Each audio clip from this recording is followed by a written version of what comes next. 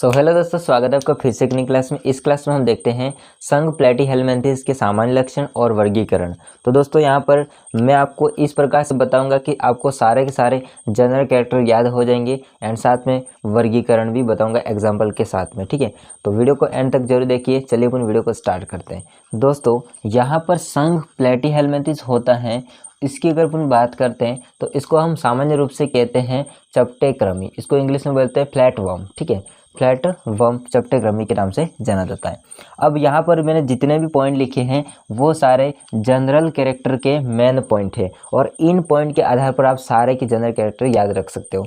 कैसे, देखिए, नाम, आवास, आकार, शारीरिक संगठन, समिति, शरीर योजना, सीलोम, जनन स्तर, प्रोटोस्टोमिया, खंडी भवन, इसके अंदर होता है कंकाल, श्वसन, उत्सर्जन, पाचन, जनन, लिंग, परिवर्धन, निषेचन, गमन। इस प्रकार से आप सारे याद रख सकते हैं। अब इसमें क्या क्या चीज़ें होती है इसको समझिए ध्यान से। सबसे पहले हम नाम की बात करेंगे तो संघ प्लैटीहेल्मिन्थेस जो होता है इसका नाम देने वाले वैज्ञानिक का नाम होता है गैगन बार्ने। किसने दिया था? गैगन बार्ने ने इसका नाम दिया था। ओके, तो सबसे पहले हम बात कर लेते हैं कि नाम किसने दिया था। गैगन बार्ने ने नाम दिया था। आवास की बात करते हैं तो भाई साहब ये पाए जाते हैं जल में, जलीय होते हैं। ये दोनों प्रकार के जल में पाए जाते हैं। अलवणीय जल में भी पाए जाते हैं।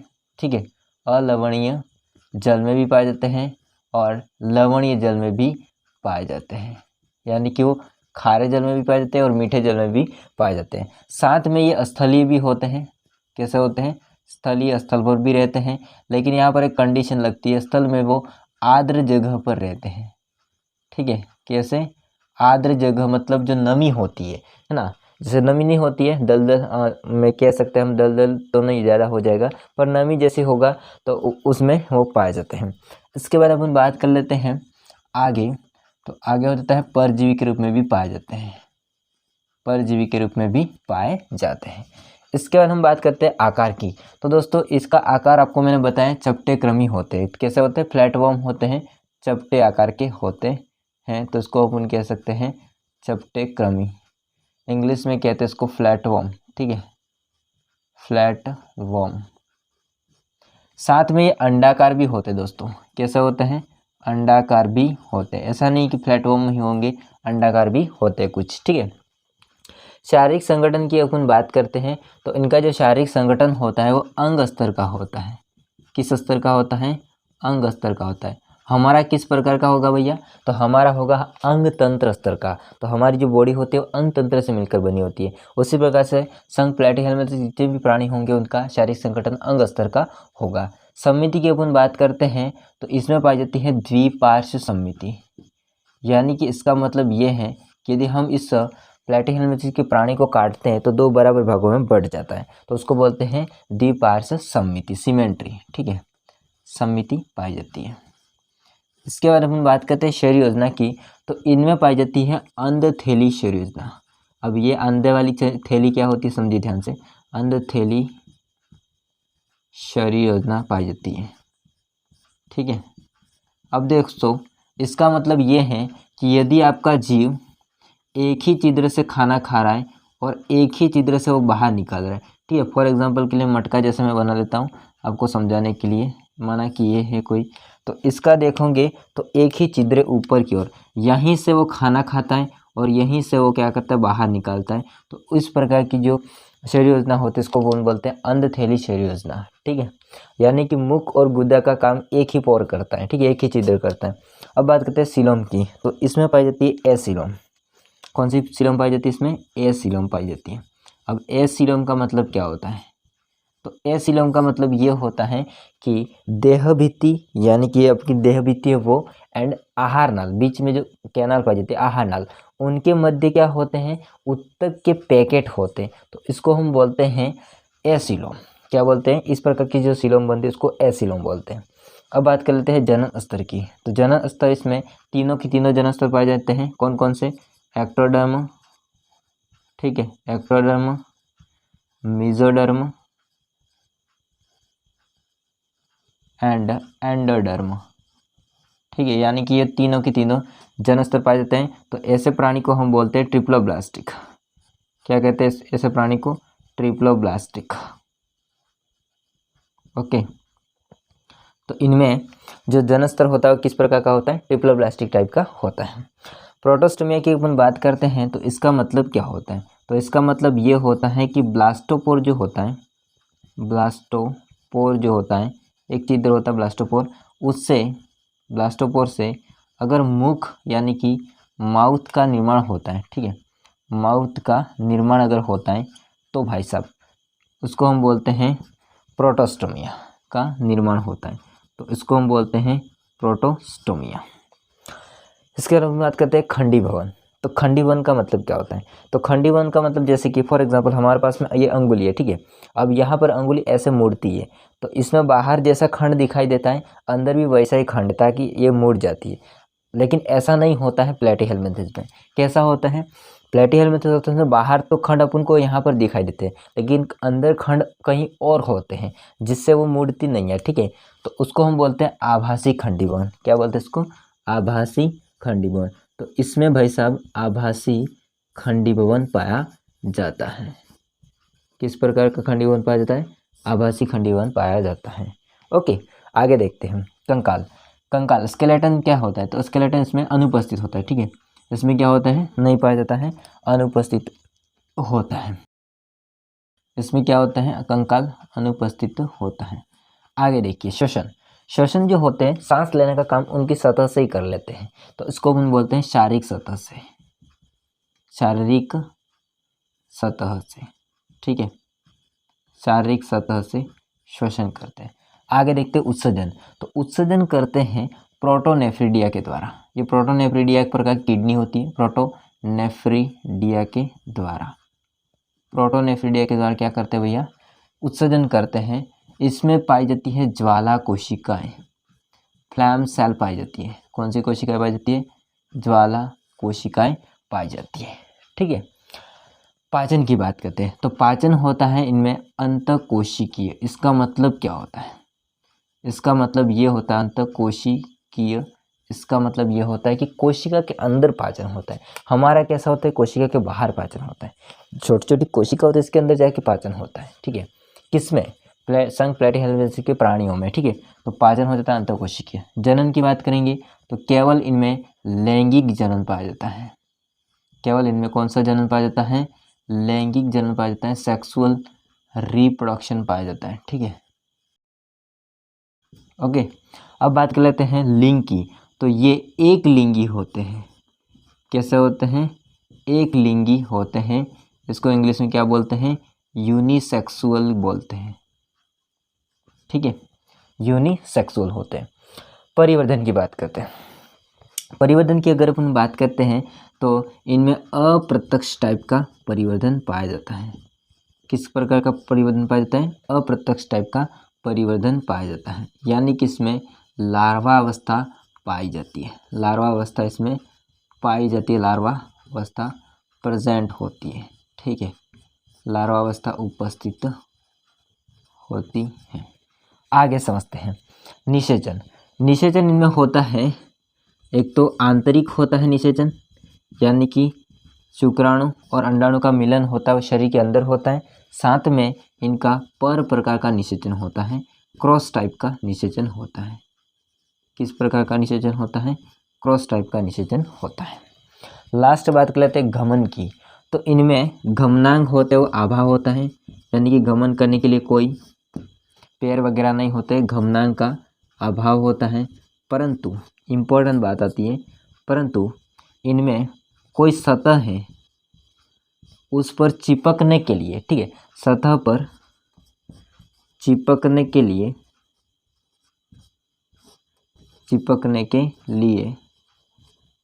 क्या पाए जाते हैं, इसके अंदर हुक और सीटा पाए जाते हैं। चिपकने के लिए इसके अंदर क्या पाए जाते हैं, हुक या इसको बोलते हैं सीटा, हुक या सीटा पाए जाते हैं। ओके, तो दोस्तों यहाँ पर कुल मिला के इसके सारे जनरल कैरेक्टर कंप्लीट हो गए, ठीक है। आप वापस एक बार देख सकते हैं, मैं आपको एक वापस समझा देता हूँ एक बार, ठीक है। देखिए, संघ प्लेटीहेल्मिंथेस होता है, इसको हम चपटे कृमि के नाम से जाना जाते हैं। पहली बात, नाम किसने दिया? तो संघ प्लेटीहेल्मिंथेस होता है, इसका नाम दिया था गेगन बार ने। किसने दिया है? गेगन बार ने। इसके आवास की बात करते हैं तो जलीय होते हैं, दोनों जल में पाए जाते हैं, खारे और मीठे जल में पाए जाते हैं। स्थलीय होते हैं, यानी कि वो ज़मीन पर भी रहते हैं लेकिन वो आर्द्र जगह पर रहते हैं, जहाँ पर नमी होती है वहाँ पर रहते हैं। इसके साथ में परजीवी के रूप में भी रहते हैं, है ना, किसी पर आश्रित भी रहते हैं, परजीवी के रूप में भी रहते हैं। इसके अंदर बात करते हैं आकार की, तो आकार की अगर बात करें तो चपटे क्रम में होते हैं, फ्लैटवर्म होते हैं, साथ में अंडाकार भी होते हैं, कुछ अंडाकार भी होते हैं। शारीरिक संगठन की बात करेंगे, अंग स्तर का शारीरिक संगठन होता है, ठीक है, अंग स्तर का शारीरिक संगठन होगा। समिति की बात करेंगे, द्विपार्श्व समिति पाई जाती है। शरीर योजना की बात करेंगे तो अंधथैली शरीर योजना पाई जाती है इसमें। एंड सीलोम की बात करेंगे तो एसीलोम। जनन स्तर की बात करें तो इसमें तीनों जनन स्तर पाए जाते हैं, यानी कि एक्टोडर्म, मेसोडर्म, एंडोडर्म, यानी कि ट्रिप्लोब्लास्टिक प्राणी होते हैं। इसके अंदर बात करेंगे प्रोटोस्टोमिया की, तो प्रोटोस्टोमिया की बात करेंगे तो ब्लास्टोपोर से माउथ का नियमन होता है तो उसको बोलते हैं प्रोटोस्टोमिया। अगर ब्लास्टोपोर से एनस का नियमन होता है, गुदा का, तो फिर इसको हम बोलते हैं ड्यूट्रोस्टोमिया, ठीक है। आगे अपन बात करते हैं खंडीवन। तो खंडीवन की अपन बात करेंगे तो आभासी खंडीवन पाया जाता है इसमें। आगे देखते हैं कंकाल। कंकाल होता है इसमें अनुपस्थित होता है, कोई कंकाल नहीं होता है। श्वसन की बात करते हैं तो शारीरिक सतह से इसमें श्वसन होता है, ठीक है, शारीरिक सतह से हो जाता है श्वसन। और उत्सर्जन की बात करेंगे तो प्रोटोनेफ्रिडिया के द्वारा, गलत लिख दिया, सॉरी यार, यहाँ पर गलती होगी, प्रोटोनेफ्रिडिया, सॉरी प्रोटोनेफ्रिडिया, हालांकि मैं बोला तो सही था पर लिख दिया था फ्रिया। प्रोटोनेफ्रिडिया के द्वारा श्वसन होता है, ठीक है। एंड ज्वाला कोशिका उसके अंदर पाई जाती है, फ्लैम सेल्स पाई जाती है। पाचन की बात करेंगे तो अंतःकोशिकीय पाचन होता है।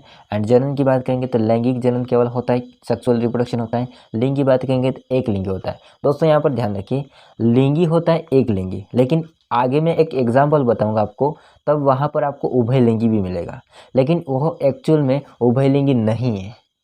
और वो कैसे नहीं है वो मैं आगे आपको बताऊंगा। आगे देखते हैं परिवर्धन। परिवर्धन की बात करेंगे तो अप्रत्यक्ष प्रकार का परिवर्धन होता है ना, लार्वावस्था मतलब पाई जाती है इसमें। निषेचन की बात करेंगे तो आंतरिक और पर प्रकार का निषेचन होता है। गमन की बात करेंगे तो गमनांग आभा होता है, लेकिन कोई सतह है उस पर चिपकने के लिए उसमें खूक या फिर सीटा पाए जाते हैं। तो ये हो जाता है दोस्तों सामान्य लक्षण। अब हम देखते हैं इसके एग्जाम्पल के साथ में वर्गीकरण, ठीक है। स्क्रीनशॉट लेना चाहते हैं ले सकते हो। तो हाँ दोस्तों, अब हम देखते हैं इसका वर्गीकरण। वर्गीकरण की बात करेंगे तो दोस्तों संघ प्लेटीहेल्मिंथेस को हम जीवन विधि व स्वभाव के आधार पर 3 प्रकार की क्लास में डिवाइड करते हैं, ठीक है। तो 3 इसमें क्लास आ जाती है। कौन कौन सी, ध्यान से समझना इस बात को, आपको समझ आ जाए। थोड़ी टेढ़ी लाइन की है तो चलेगा दोस्तों, माफ़ी चाहता हूँ इसके लिए, ठीक है। इसमें 3 क्लास हो जाएगी। क्लास बोले तो वर्ग, ठीक है। पहला हो जाता है वर्ग इसमें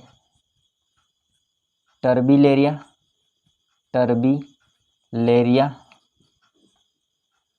सेकंड हो जाता है वर्ग ट्रिमेटोडा,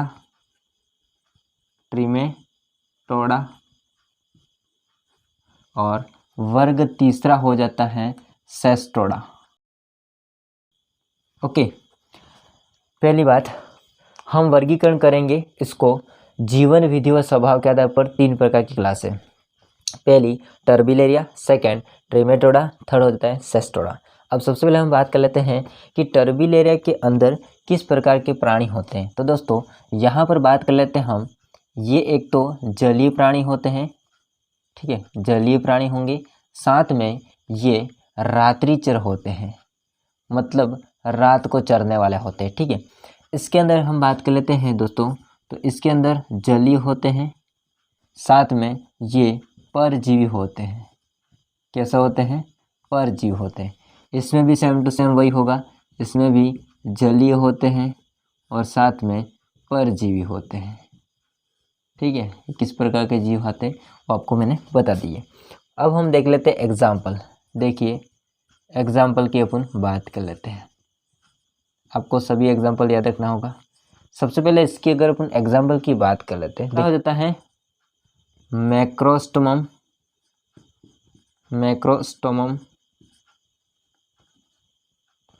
इसको हम लोग बोलते हैं हाइड्रा का शत्रु। हाइड्रा होता है ना, उसका शत्रु कहा जाता है इसको, ठीक है। अगला हो जाता है दूसरा माइक्रोस्टोमम, मैक्रोस्टोमम, माइक्रोस्टोमम। इसके बाद होता है तीसरा कॉनवोल्यूटा, कॉनवोल्यूटा। इसके बाद हो जाता है चौथा इक्तियोफेगा, इक्तियोफेगा। और पांचवा हो जाता है गुंडा, है ना, जो मूवी वाला गुंडा वो नहीं है भैया, है गुंडा, है ना, एग्जाम्पल है गुंडा। एंड छठा हो जाएगा डुगेसिया या फिर प्लेनेरिया, जो कि आप लोगों ने पहले नाम सुना होगा, डुगेसिया या प्लेनेरिया। तो दोस्तों यहाँ पर इसके एग्जाम्पल इतने हो जाएंगे सारे के सारे, ठीक है। वापस से टर्बिलेरिया जो होता है इसमें जलीय और रात्रिजीव जीव आते हैं। एग्जाम्पल मैक्रोस्टोमम, मैक्रोस्टोमम हाइड्रा का शत्रु, माइक्रोस्टोमम कॉनवोल्यूटा, इक्तियोफेगा,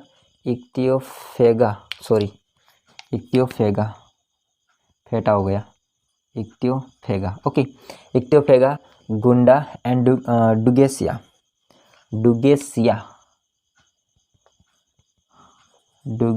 ठीक है, डुगेसिया या फिर प्लेनेरिया, डुगेसिया या फिर प्लेनेरिया, ठीक है, थोड़ी हिंदी में मिस्टेक हो जाती है, डुगेसिया फिर प्लेनेरिया। तो ये दोस्तों हो जाएंगे इसके एग्जाम्पल। अब बात कर लेते हैं इसके एग्जाम्पल क्या होते हैं वो, ठीक। तो इसमें हम एग्जाम्पल देख लेते हैं, ध्यान से समझिए। इसमें एक तो हो जाता है सिस्टोसोमा,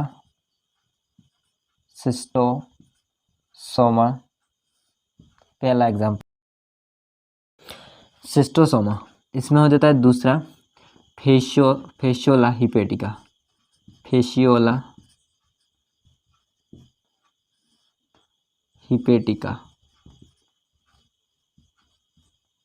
ठीक है। तो दो एग्जाम्पल हो जाते हैं इसमें ट्रिमेटोडा में, कौन कौन से, सिस्टोसोमा एंड फेशियोला हिपेटिका। अब बात कर लेते हैं इसकी, ठीक है, इसके एग्जाम्पल की बात कर लेते हैं हम। इसमें हो जाता है पहला टीनिया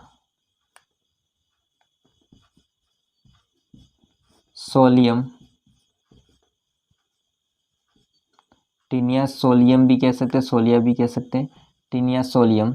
इसको हम कह सकते हैं सुअर मांस फीताक्रमी। इसको हम क्या कहते हैं, सुअर मांस फीताक्रमी, ठीक है। इसका रहता है टीनिया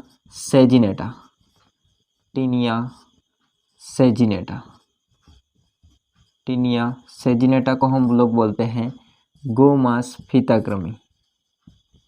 गो मिस गाय भाई सब होता है, तो गोमांस फीताक्रमी। इसका लास्ट हो जाता है इकाइनोकोकस,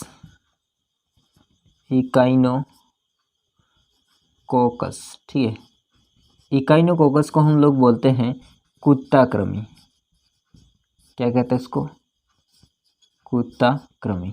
तो दोस्तों यहाँ पर सारा कुछ कंप्लीट हो गया है, वर्गीकरण, ठीक है। इसकी अगर हम बात करते हैं वर्ग सेस्टोडा में, तो वर्ग सेस्टोडा होता है इसमें जलीय एंड परजीवी जीव आते हैं।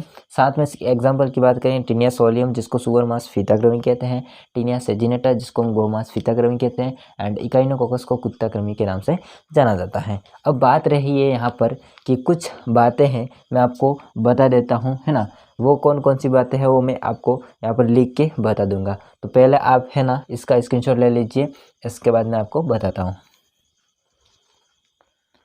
तो हाँ जी दोस्तों, अब हम लोग देखते हैं कि यहाँ पर कुछ इंपॉर्टेंट बातें एग्जाम्पल के थ्रू यहाँ पर हम देख लेते हैं कुछ इंपॉर्टेंट बातें संघ प्लेटी हेलमिंथेस के अंदर, ठीक है।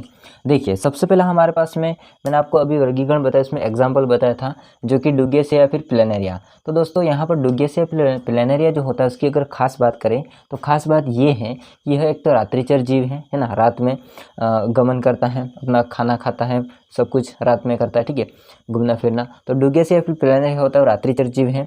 साथ में बात कर लेंगे सेकंड पॉइंट इंपॉर्टेंट, देखिए ध्यान से इसको। ये जो डुगेसिया प्लेनेरिया होता है वो स्वजाति भक्षण होता है। इसका मतलब क्या होता है, अपनी ही जाति के जो जीव होते हैं उसको वो क्या करता है, खा जाता है, तो उसको बोलते हैं स्वजाति भक्षण। इंग्लिश में वो इसको बोलते हैं कैनिबलिज्म। क्या बोलते हैं इसको, कैनिबलिज्म कहा जाता है। तो ये बात इंपॉर्टेंट है, याद रखिए भैया। आगे हम बात कर लेते हैं जो कि फेशुला हिपेटिका। फेशुला जो हिपेटिका होता है यह, इसको हम सामान्यतः लीवर फ्लूक के नाम से जाना जाता है। फेशुला हिपेटिका होता है उसको हम सामान्य रूप से लीवर फ्लूक के नाम से जाना जाता है। बात यह आ जाती है कि फेशुला हिपेटिका होता है यह द्विपोषिदीय होता है। अब द्विपोषिदी का मतलब क्या होता है, जैसे कि हमारे माथे में जू पाई जाती है, तो वो जू होती है वो हमारे माथे से दूसरे के माथे में जाए तो उसको हम बोल सकते हैं क्या, द्विपोषिदीय। मतलब हमारे माथे से दूसरे माथे में, इसका मतलब ये नहीं कि मनुष्य के माथे में जाए, दूसरे मतलब किसी भेड़ में चला गया है ना, उसके माथे में चला गया, बालों में चला गया, हमारे से होकर के, तो उसको हम बोलते हैं। देखो एग्जाम्पल के लिए आपको बताएं, एक्चुअल में ऐसा नहीं होता है, ठीक है। तो बात कर लेते हैं यहाँ पर कि फेशुला हिपेटिका जो होता है इसकी अगर हम बात करेंगे तो इसे सामान्यतः लीवर फ्लूक भी कहा जाता है एंड साथ ही द्विपोषिदीय होता है, इसको हम बोलते हैं द्विपोषिदीय, जो अभी आपको मैंने एग्जांपल के थ्रू समझाया। जैसे फेशुला हिपेटिका होता है उसका प्राथमिक पोषक यानी कि जो पहले रहता है वो भेड़ और बकरी होती है उसमें रहता है, ठीक है। और बाद में फिर अपना जीवन साइकिल पूरा करने के लिए वो द्वितीय पोषक के रूप में जाता है गार्डन स्नेल, इसको बोलते हैं गोंगा, ठीक है। गार्डन स्नेल को हम बोलते हैं गोंगा, ओके, गोंगा बोलते हैं। प्लेनोरबिस, लिग्निया और फिशुरेला में जाता है। तो द्वितीय पोषक कौन से, गार्डन स्नेल, प्लेनोरबिस, लिग्निया और फिशुरेला। प्राथमिक पोषक कौन है, भेड़ और बकरी, ठीक है। किसका, फेशुला हिपेटिका का, ठीक है। अब बात कर लेते हैं भैया, फेशुला हिपेटिका होता है उसकी 5 लार्वावस्था पाई जाती है, ये वेरी इंपॉर्टेंट है, 5 लार्वावस्था पाई जाती हैं, ठीक है। कौन कौन सी, देखिए, miracidium, sporocyst, redia, cercaria, metacercaria. Miracidium, sporocyst, redia, cercaria, metacercaria. मेरे साथ बोलिए, miracidium, sporocyst, redia, cercaria, metacercaria, ठीक है। इस प्रकार से बात हो जाएगी। अब मैं बात करता हूँ मिरेसिडियम की। तो मिरेसिडियम जो होता है ये, देखो अभी मैंने आपको जस्ट बताया गार्डन स्नेल ये द्वितीय पोषक है, तो यहाँ पर मिरेसिडियम जो लार्वा पाई जाती है वो द्वितीय पोषक में पाई जाती है। एंड प्राथमिक पोषक के अंदर कौन सी लार्वावस्था पाई जाती है, मेटासर्केरिया लार्वावस्था पाई जाती है, जो कि प्राथमिक पोषक आपका होता है भेड़ और बकरी। अब दोस्तों हम बात करते हैं कि जो फेशुला हिपेटिका होता है उसके कारण से एक रोग होता है जो कि इम्पोर्टेंट है, उसका नाम है लीवर रोट रोग, ठीक है। या फिर इसको हम कह सकते हैं सिरोसिस नामक रोग भी कहा जाता है। तो ये इंपॉर्टेंट है कि फेशुला हिपेटिका से कौन सा रोग होता है, एग्जाम में आ सकता है क्वेश्चन। तो भैया लीवर रोट रोग या फिर सिरोसिस नामक रोग होता है। अब बात कर लेते हैं कुछ आगे हो जाता है तीसरा, सिस्टोसोमा, या फिर इसको अपन बोलते हैं रक्तकृमि, ठीक है। इसको सामान्य अपन रक्तकृमि के नाम से जाना जाता है सिस्टोसोमा को। इसकी खास बात करेंगे तो पहली बात यह है कि मानव के रक्त में पाया जाता है, ठीक है। जो आपका सिस्टोसोमा होता है वो मानव के रक्त में पाया जाता है। सेकंड बात यह है कि नर और मादा दोनों साथ रहते हैं। दोस्तों मैंने अभी जस्ट आपको कहा था कि मैं एक आगे बताऊंगा, एक्चुअल में प्लेटीहेल्मिन्थेस होता है वो एक लिंगी होता है यानी कि यूनिसेक्सुअल होता है, लेकिन बात यहाँ पर यह आती है कि इसमें नर और मादा दोनों साथ साथ रहते हैं। अब जो नर और मादा दोनों साथ साथ रहते हैं तो कभी कभी क्या इसको हम कह सकते हैं उभयलिंगी भी कहा जाता है, ठीक है। अब इसमें भी इंटरेस्टिंग बात है वो मैं अभी आगे बताता हूँ, इससे पहले आप स्क्रीनशॉट ले लीजिए, ठीक है। हाँ जी दोस्तों, अब देखते लास्ट फाइनल। देखिए हमने बात की थी सिस्टोसोमा या फिर रक्तकृमि की, दो बातें की थी कि एक मानव के रक्त में पाया जाता है, पहली बात तो। सेकंड बात ये की थी कि नर और मादा दोनों साथ साथ रहते हैं, इसलिए इसको अपन उभयलिंगी भी कहा जाता है। अब बात रहती है कि यदि दोनों साथ रहते हैं तो जो मादा होती है वो आमतौर पर नर की गायनेकोफोरिक, ये इंपॉर्टेंट है भैया, गायनेकोफोरिक कैनाल जिसके अंदर मादा रहती है नर के गायनेकोफोरिक में रहते हैं। जैसे कंगारू में एक थैली होती है जो अपने बच्चों को छुपा के रखता है, उसी प्रकार से यहाँ पर बात आती है कि नर होता है उसमें गायनेकोफोरिक कैनाल होती है, उसमें मादा पाई जाती है, इसलिए हम कह सकते हैं कि मादा छोटी होती है, ठीक है। अतः मादा छोटी होती है। चौथी बात हो जाती है कि यह द्विपोषिदीय परजीवी होता है, जो कि सिस्टोसोमा या फिर रक्तकृमि होता है वो भी 2 पोषिदीय परजीवी होता है। प्राथमिक पोषक हो जाता है मानव का रक्त, पहला पोषक हो जाएगा हमारे रक्त में पाया जाएगा, और सेकंड हमारे रक्त से बाहर निकल के जाएगा भैया द्वितीय पोषक के रूप में भेड़ और बकरी में, ठीक है, भेड़ और बकरी में। तो अब बात करते हैं, इसमें भी लार्वावस्था 4 पाई जाती है। देखो अगले में हमने देखा 5, इसमें मिरेसिडियम लार्वावस्था नहीं पाई जाती है सिस्टोसोमा में, मिरेसिडियम को हटा के जो भी बाकी बचते हैं यानी कि स्पोरोसिस्ट, रेडिया, सर्केरिया, मेटासर्केरिया, ये 4 लार्वावस्था पाई जाती हैं। स्पोरोसिस्ट होती है वो भेड़ और बकरी में पाई जाती है लार्वावस्था, एंड मेटासर्केरिया होते हैं वो मानव के रक्त में लार्वावस्था पाई जाती है। किसके लिए, तो यहाँ पर सिस्टोसोमा या फिर रक्तकृमि के लिए। तो दोस्तों यहाँ पर सारा कुछ कंप्लीट हो गया है। संघ प्लेटीहेल्मिन्थेस का लक्षण, वर्गीकरण और कुछ इंपॉर्टेंट बातें। आई होप को सारा समझ में आया होगा। कुछ डाउट और कमेंट करके जरूर बताइएगा। और वीडियो अच्छा लगा तो वीडियो को लाइक कीजिए, अपने दोस्तों में जरूर शेयर कीजिए और चैनल को सब्सक्राइब नहीं कर देना। मिलते हैं नेक्स्ट वीडियो में, तब तक के लिए जय हिंद, वंदे मातरम और इसका स्क्रीनशॉट ले लेना, ठीक है।